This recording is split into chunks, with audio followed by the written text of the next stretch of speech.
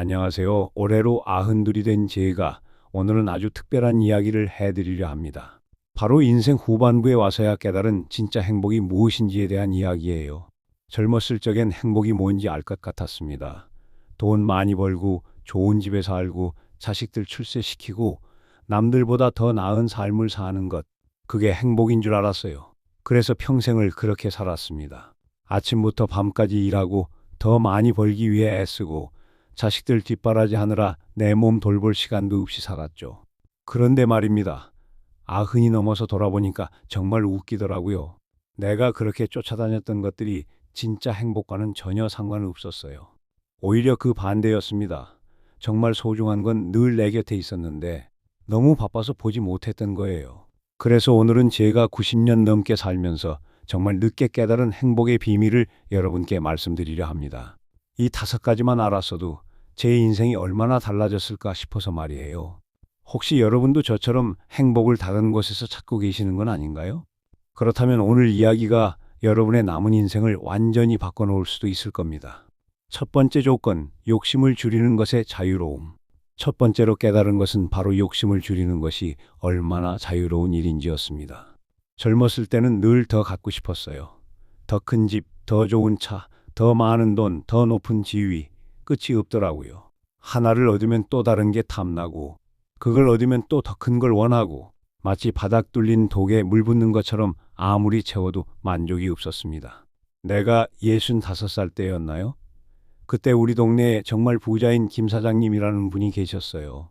큰 회사 운영하시고, 아파트도 여러 채 가지고 계시고, 고급 승용차도 2대나 있으시고, 그때 내가 그분을 보면서 저렇게 사는 게 진짜 행복한 거구나 라고 생각했거든요. 그런데 몇 년 후에 알게 된 사실이 뭔지 아세요? 그분이 늘 스트레스에 시달리고 계셨어요. 회사 일 때문에 잠도 못 자고 혈압약에 위장약에 온갖 약을 달고 사시고 가족들과도 제대로 시간을 못 보내시고 결국 70 초반에 심장병으로 돌아가셨어요. 그때 정말 충격을 받았습니다. 아, 많이 가진다고 행복한 게 아니구나 라는 걸 깨달았어요. 그 후로 저는 조금씩 욕심을 줄이기 시작했어요.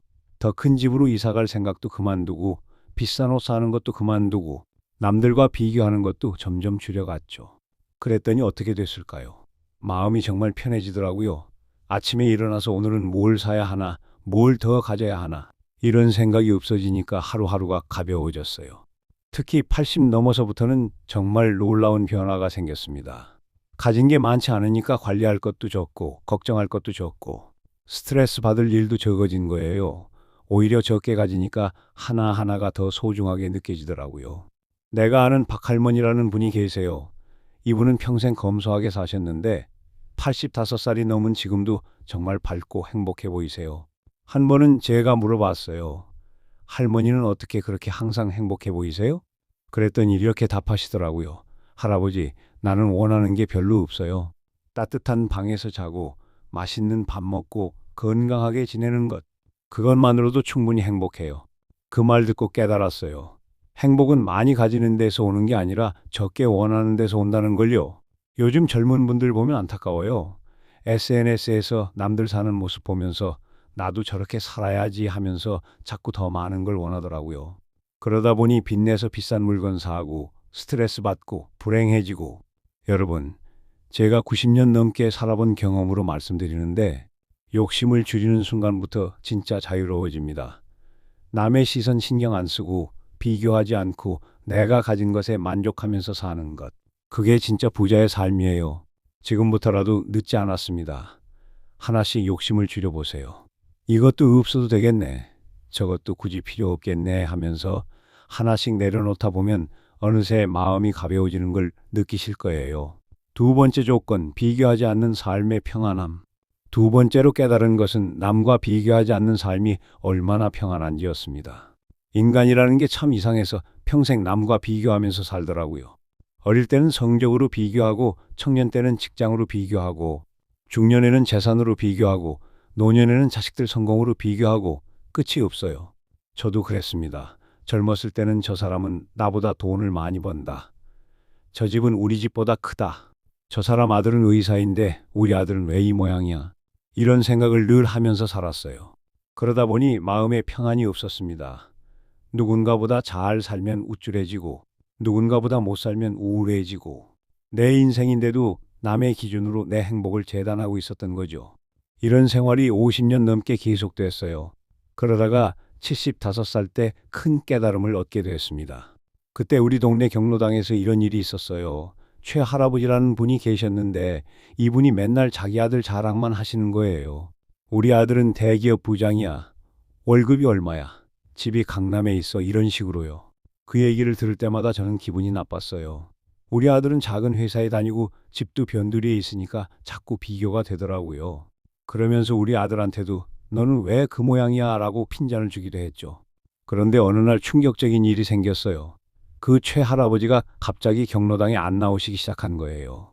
알아보니까 그 자랑하시던 아들이 사업 실패해서 파산하고 가족들이 뿔뿔이 흩어졌다는 거예요. 최 할아버지는 그 충격으로 우울증에 걸려서 집에만 계시게 됐다고 하더라고요. 그때 깨달았습니다. 아, 내가 지금까지 얼마나 헛된 일을 하고 있었나라고요. 남과 비교해서 좋을 게 하나도 없더라고요. 내가 남보다 잘 살아도 그게 영원하지 않고 모든 게 변하는 거예요. 그런데 왜 그런 변하는 것들로 내 마음을 흔들리게 했을까요? 그때부터 저는 비교하는 걸 그만두었습니다. 남의 집 아들이 의사든 변호사든 신경 안 쓰기로 했어요. 우리 아들이 성실하게 살고 가족들과 화목하게 지내면 그걸로 충분하다고 생각하기로 했죠. 그랬더니 마음이 정말 편해지더라고요. 경로당에 가서도 남들 자랑 들어도 아, 그래요? 다행이네요 라고 웃으면서 넘길 수 있게 됐어요. 내 마음의 파도가 일지 않는 거예요. 더 놀라운 건 가족 관계도 좋아졌다는 거예요. 우리 아들한테 남의 집 아들은 어떻고 저떻다라는 말을 안 하니까 아들도 편해하고 저희 관계도 훨씬 좋아졌어요. 내가 아는 김할머니라는 분도 비슷한 경험을 하셨어요. 이분도 예전에는 손주 성적으로 남들과 비교하면서 스트레스 받고 살으셨는데 어느 순간부터 우리 손주는 우리 손주대로 잘 크고 있다라고 생각을 바꾸셨대요. 그랬더니 손주들과의 관계도 좋아지고 마음도 편해지셨다고 하시더라고요. 여러분, 비교라는 건 정말 독입니다. 자기 인생을 망치는 가장 확실한 방법이에요. 남보다 못하면 열등감에 시달리고 남보다 잘하면 우월감에 취해서 겸손함을 잃어버리고 진짜 행복한 사람은 남과 비교하지 않는 사람이에요. 내 나름대로의 속도로, 내 나름대로의 방식으로 내 인생을 살아가는 사람이죠. 지금부터라도 비교하는 습관을 버려보세요. SNS에서 남들 사는 모습 보고 우울해하지 마시고 남의 집이 크다고 내 집이 초라해 보인다고 생각하지 마세요. 내가 가진 것, 내가 이룬 것, 내 가족, 내 인생 그 자체로 충분히 가치 있고 소중합니다. 그걸 깨달으시면 진정한 평안을 얻으실 거예요. 세 번째 조건, 감사하는 마음의 힘. 세 번째로 깨달은 것은 감사하는 마음이 얼마나 큰 힘을 가지고 있는지였습니다. 젊었을 때는 당연한 걸 당연하게 여기면서 살았어요. 아침에 눈 뜨는 것도 당연하고 밥 먹는 것도 당연하고 가족이 건강한 것도 당연하고 감사할 줄 몰랐습니다. 오히려 왜 이것밖에 안 되나, 왜 더 안 주나 이런 불만만 가득했어요. 그러다가 나이가 들면서 하나둘씩 소중한 것들을 잃기 시작했습니다. 건강도 예전 같지 않고 친구들도 하나씩 떠나가고 몸도 말을 안 듣기 시작하고 그제서야 그동안 당연하게 여겼던 것들이 얼마나 소중했는지 깨닫게 됐어요. 결정적인 깨달음은 85살 때 큰 수술을 받으면서였습니다. 그때 병원에 한 달 넘게 입원해 있었는데 정말 죽을지도 모른다는 생각이 들더라고요. 수술대에 누워서 혹시 이게 마지막일까라는 생각까지 했었어요. 다행히 수술이 잘 끝나고 회복됐는데 그때부터 세상이 완전히 다르게 보이기 시작했습니다. 아침에 눈을 뜨는 것만으로도 감사하고 따뜻한 국물 한 숟가락 마시는 것도 감사하고 가족들이 면회 오는 것도 감사하고 특히 기억에 남는 게 퇴원하던 날이에요. 병원 문을 나서서 바깥 공기를 마셨는데 그 공기가 그렇게 달콤할 수가 없더라고요. 아, 내가 살아있구나. 이 공기를 마실 수 있구나라는 생각에 눈물이 날 정도였어요. 그 후로는 정말 사소한 것에도 감사하는 마음이 생겼습니다. 아침에 잠에서 깨는 것, 따뜻한 밥 한 끼 먹는 것, 가족들 안부 전화 받는 것, 친구와 차 한 잔 마시는 것, 모든 게 감사했어요. 그런데 신기한 일이 생겼어요. 감사하는 마음으로 살기 시작하니까 기분이 훨씬 좋아진 거예요. 우울하거나 화나는 일이 많이 줄어들었어요. 같은 상황인데도 마음가짐이 바뀌니까 받아들이는 느낌이 완전히 달라진 거죠. 예를 들어서 비가 오면 예전에는 아, 또 비야. 짜증나네. 이런 생각을 했는데 지금은 고마운 비구나. 덕분에 나무들이 더 푸르게 자라겠네. 이런 생각을 하게 됐어요. 내가 아는 이 할머니라는 분도 비슷한 경험을 하셨어요. 이분은 남편을 일찍 잃으시고 혼자 자식들 키우시면서 정말 힘들게 사셨어요. 그런데 70 넘어서부터는 그래도 건강한 자식들이 있어서 감사하다. 그래도 하루 세끼 먹을 수 있어서 감사하다라는 마음으로 사시게 됐다고 하더라고요. 그랬더니 같은 할머니인데도 표정이 완전히 달라지셨어요. 예전에는 늘 우울하고 힘들어 보이셨는데 지금은 항상 웃으시고 밝으세요. 주변 사람들도 할머니가 요즘 왜 이렇게 밝아지셨어요? 라고 물어볼 정도예요. 감사하는 마음이 이렇게 사람을 바꿔놓는 거더라고요. 여러분도 한번 생각해 보세요. 지금 당연하게 여기고 있는 것들이 얼마나 많은가요? 건강한 몸, 따뜻한 집, 사랑하는 가족, 하루 세 끼 밥, 깨끗한 물, 안전한 잠자리. 이런 것들이 정말 당연한 걸까요? 세상에는 이런 것들이 없어서 고생하는 사람들이 얼마나 많은지 아세요? 병으로 고생하는 사람, 집 없이 거리에서 자는 사람, 가족이 없어서 외로운 사람, 굶주리는 사람들 말이에요. 그런 분들을 생각하면 우리가 가진 것들이 얼마나 소중한지 깨닫게 돼요. 그리고 그런 마음으로 하루하루를 살면 정말 행복해집니다. 저는 지금도 매일 아침 일어나면 감사 인사를 드려요. 오늘도 눈을 뜰 수 있게 해주셔서 감사합니다. 오늘 하루도 건강하게 보낼 수 있게 해주세요. 라고요. 그러면 하루를 시작할 때부터 마음이 따뜻해지고 긍정적인 기운이 생겨요. 그리고 하루 종일 감사할 일들을 찾게 되더라고요. 여러분도 오늘부터 작은 것부터 감사해 보세요. 아침에 일어날 수 있는 것, 따뜻한 물로 세수할 수 있는 것, 맛있는 아침밥을 먹을 수 있는 것, 이런 작은 것들에 감사하는 마음을 가져보세요. 그러면 어느새 여러분의 하루가, 여러분의 인생이 완전히 달라져 있을 거예요. 네 번째 조건, 현재에 집중하는 법. 네 번째로 깨달은 것은 현재에 집중하는 것이 얼마나 중요한지였습니다. 젊었을 때는 늘 미래 걱정을 하면서 살았어요. 나중에 아이들 대학은 어떻게 보내지? 노후는 어떻게 준비하지? 은퇴하면 뭘 하고 살지? 머릿속이 온통 걱정으로 가득했죠. 또 과거에 대한 후회도 많았어요. 그때 다른 선택을 했으면, 그때 더 열심히 했으면, 그때 그 사람과 결혼하지 않았으면, 이런 생각들이 끊임없이 떠올랐어요. 그러다 보니 정작 지금 이 순간을 제대로 누리지 못했습니다. 아이들이 어릴 때도 미래 걱정 때문에 함께 놀아주지 못했고, 마누라와 데이트할 때도 돈 걱정 때문에 마음이 무거웠고, 친구들과 만날 때도 과거 일 생각하느라 대화에 집중하지 못했어요. 그런 식으로 살다 보니 지나간 시간들이 모두 뿌옇게 느껴지더라고요. 정말 소중했던 순간들을 놓친 거죠. 변화는 80살쯤 되면서부터 시작됐어요. 그때 마누라가 치매에 걸렸거든요. 처음에는 가벼운 증상이었는데 점점 심해져서 저를 못 알아보기 시작했어요. 그때 정말 후회가 밀려왔습니다. 왜 그동안 마누라와 함께 있을 때 더 사랑한다고 말하지 않았을까? 왜 여행도 더 많이 다니지 않았을까? 왜 손도 더 많이 잡아주지 않았을까? 하지만 후회해도 소용없더라고요. 이미 지나간 시간은 돌아오지 않으니까요. 그때부터 깨달았어요. 과거를 후회하고 미래를 걱정할 시간에 지금 이 순간을 소중히 해야겠다고. 그래서 마누라가 저를 못 알아봐도 매일 손을 잡아주고 옛날 이야기를 들려주고 함께 산책도 하고 그랬어요. 비록 마누라는 기억하지 못하더라도 그 순간만큼은 온전히 함께 있으려고 노력했습니다. 마누라가 돌아가신 후에도 그 습관은 계속됐어요. 지금 이 순간에 집중하려고 노력하게 됐어요. 아침에 일어나서 창밖을 내다볼 때도 오늘 하늘이 참 예쁘다라고 생각하고, 밥을 먹을 때도 이 국물이 참 구수하다라고 느끼고, 손주들과 전화할 때도 온전히 그 대화에만 집중하고, 그랬더니 신기한 일이 생겼어요. 같은 하루인데도 훨씬 충실하고 의미 있게 느껴지는 거예요. 시간이 더 천천히 흘러가는 것 같고 하나하나가 더 선명하게 기억에 남더라고요. 내가 아는 정 할아버지라는 분도 비슷한 경험을 하셨어요. 이분은 평생 사업하시면서 늘 바쁘게 사셨는데 은퇴하고 나서부터는 매일 공원을 산책하시면서 나무 하나하나, 꽃 하나하나를 찬찬히 보시게 됐다고 하더라고요. 그랬더니 이제야 진짜 살고 있는 것 같다라고 하시더라고요. 예전에는 바쁘게 지나가기만 했던 공원이 이렇게 아름다운 곳인 줄 몰랐다고, 계절마다 다르게 피는 꽃들이 이렇게 예쁜 줄 몰랐다고 하시면서요. 현재에 집중한다는 게 거창한 게 아니에요. 지금 하고 있는 일에 온전히 마음을 두는 거예요. 밥 먹을 때는 밥맛에 집중하고, 걸을 때는 걸음에 집중하고, 사람과 이야기할 때는 그 대화에 집중하고, 그러면 모든 순간이 더 깊어지고 더 의미 있어져요. 같은 시간을 사는데도 훨씬 더 풍요로운 삶이 되는 거죠. 여러분도 한번 해보세요.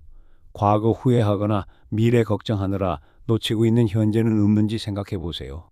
지금 이 순간 여러분 곁에 있는 소중한 사람들, 지금 누리고 있는 일상의 소소한 행복들을 온전히 느껴보세요. 그게 진짜 행복의 비밀입니다. 다섯 번째 조건, 작은 것에서 기쁨 찾기. 마지막으로 깨달은 것은 작은 것에서 기쁨을 찾는 능력이 얼마나 소중한지였습니다. 젊었을 때는 큰 것만 기쁨이라고 생각했어요. 승진, 집장만, 자식 결혼, 손주 태어나는 것. 이런 대단한 일들이 있어야 행복하다고 여겼죠. 그러다 보니 그런 일이 없는 평범한 날들은 그냥 지나가는 시간일 뿐이었어요. 하지만 나이가 들수록 그런 큰 일들은 자주 일어나지 않더라고요. 오히려 나쁜 일들이 더 많이 생기기 시작했어요. 몸이 아프고 친구들이 떠나가고 걱정거리가 늘어나고, 그럼 계속 불행하게 살아야 하나요? 아니더라고요. 작은 것에서 기쁨을 찾는 법을 배우게 됐어요. 88살 때였나요? 어느 봄날 아침에 베란다에 나갔다가 화분에서 새싹이 돋아난 걸 발견했어요. 겨울 내내 죽은 줄 알았던 꽃에서 파란 새싹이 고개를 내민 거예요. 그 순간 가슴이 벅차오르더라고요. 아, 이것도 살아있었구나. 봄이 왔구나. 그때 깨달았어요. 행복이 꼭 대단한 데서 오는 게 아니라는 걸요. 이렇게 작은 새싹 하나에서도 충분히 기쁨을 느낄 수 있다는 걸 말이에요. 그 후로는 일상에서 작은 기쁨들을 찾기 시작했어요. 아침에 새들이 지저귀는 소리, 따뜻한 차 한 잔의 향기, 손주가 보내준 사진 한 장, 이웃 할머니와 나누는 안부 인사, 저녁 노을의 예쁜 색깔, 이런 것들이 모두 소중한 기쁨이 됐어요. 특히 기억에 남는 게 지난해 겨울이에요. 눈이 펑펑 내리는 날이었는데 창문으로 보니까 마당에 고양이 한 마리가 떨고 있더라고요. 그래서 따뜻한 우유를 끓여서 내다 줬거든요. 그 고양이가 우유를 마시는 모습을 보는데 정말 마음이 따뜻해지더라고요.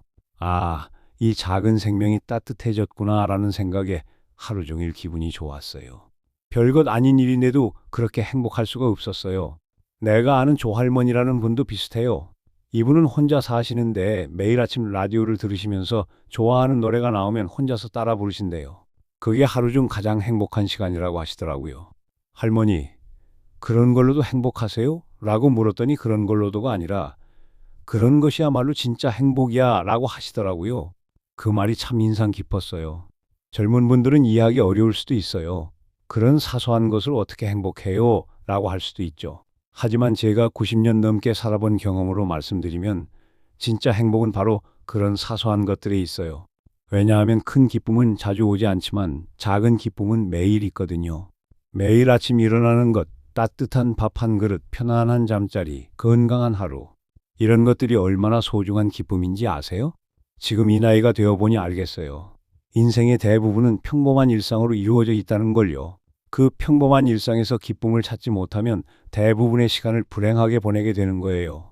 하지만 작은 것에서 기쁨을 찾는 법을 알면 매일이 행복해져요. 똑같은 하루를 사는데도 마음가짐에 따라 행복할 수도 있고 불행할 수도 있는 거죠. 여러분도 한번 생각해 보세요.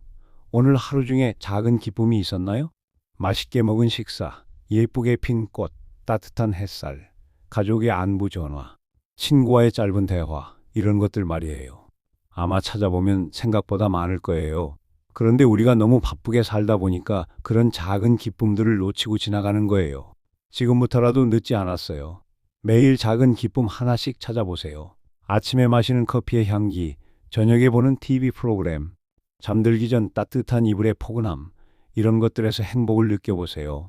그러면 어느새 여러분의 삶이 작은 행복들로 가득 찬 풍요로운 삶이 될 거예요.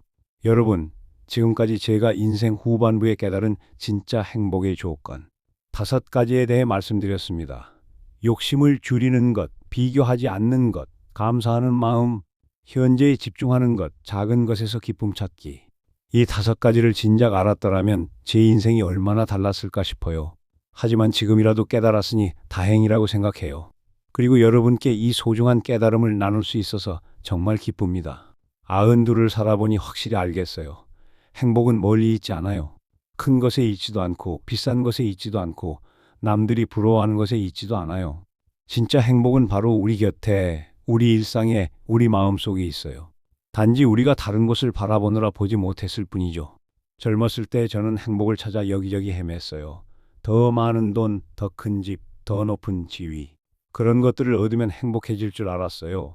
하지만 그런 것들을 어느 정도 얻고 나서도 행복하지 않더라고요. 오히려 더 많은 걱정과 스트레스만 생겼어요. 정말 행복해진 건 이런 깨달음을 얻고 나서부터예요.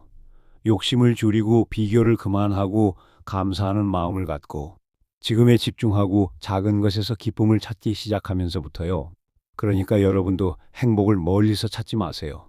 바로 지금 여러분이 있는 그 자리에 행복이 있어요. 여러분이 숨 쉬고 있는 것, 이 이야기를 들을 수 있는 것, 사랑하는 사람들이 곁에 있는 것, 그 모든 게 행복이에요.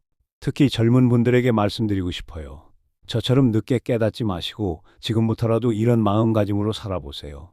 남들보다 더 많이 가지려고 애쓰지 마시고 남과 비교하면서 스트레스 받지 마시고 당연한 것들에 감사하면서 사세요. 그러면 여러분의 인생이 지금보다 훨씬 더 행복하고 평안해질 거예요. 저는 92이 되어서야 이걸 깨달았지만 여러분은 더 일찍 깨달아서 더 오랫동안 행복하게 사시기를 바라요. 마지막으로 한 가지만 더 말씀드릴게요. 행복은 혼자만 누리는 게 아니에요. 나누면 나눌수록 더 커져요. 여러분이 행복하면 주변 사람들도 덩달아 행복해져요.